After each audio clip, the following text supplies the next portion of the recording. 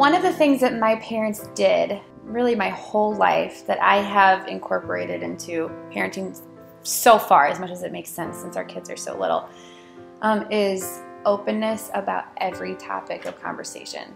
My parents, there was never anything that we could bring up, even if it was at the dinner table, that was like a taboo subject. We never felt like there was a topic of conversation that we couldn't bring up.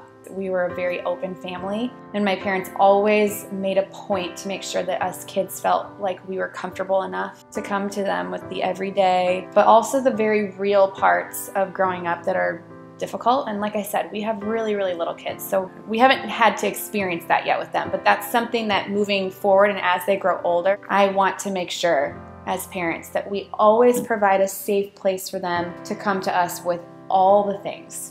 All the questions, all the concerns, all of just the real life stuff that kids want to talk about, but they're too scared to talk about. So growing up, anytime I would leave the house, my mom would always say, first of all, I love you. Second of all, remember who you are and whose you are. And I always thought that was cool. Like at the time, you know, that's just mom being mom. But looking back, it was a cool way as a parent to remind me in love, like, hey, remember who you are, but also remember whose name you're carrying. You know, and the importance and weight of sharing a last name with a family, and you represent everyone. I think how I view God has changed so much since becoming a father simply because how much I love them. Like I look at them some days and I feel like my chest is just gonna explode because there's so much love that I have for them. And there's nothing that they could ever do that would change the way that I feel about them. So I can't help but take that feeling and think that if I could feel that way about my kids, isn't it possible that there's a God that feels that way about me and you and everybody? Like that, to me, that's growing up. You always heard about the Father's love all the time, but like once you become a parent, it kind of, in a small way, clicks into place. It's like, oh, okay, if God's like that, then this is good news. Like that's pretty awesome. If I could tell parents out there one thing, it's that I will not give you advice because I have two very small children at home. So I'm not qualified. In fact, most people are probably better parents than I am. But I will pose a question, which is a question that I ask myself when I'm feeling crazy and wondering what's happening with these tiny humans that exist in my house. Why did you have children?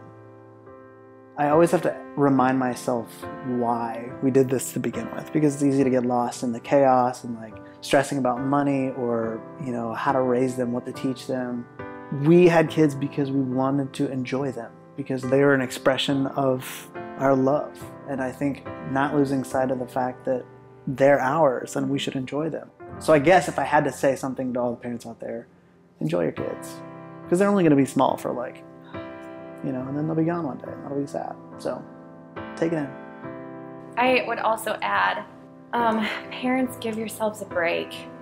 Like, give yourself some grace. You're gonna have good days, you're gonna have bad days, you're gonna have days where the kids eat grilled salmon and vegetables for dinner and the next night they're gonna eat Kraft macaroni and cheese, and it's fine. Like, it's fine.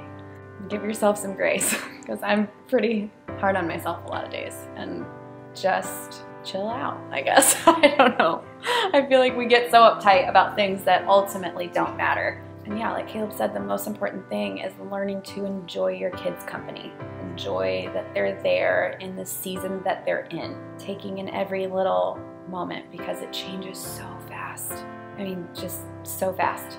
So enjoy it and just give yourself grace. When we released our worship album, we got flooded with emails and messages from parents saying, oh my gosh, you help my kids fall asleep, they love your music, it calms them down, soothes anxiety, all these things. And we didn't even mean to do that. So we're like, man, what if we made an album for parents and their kids that actually tried to accomplish that?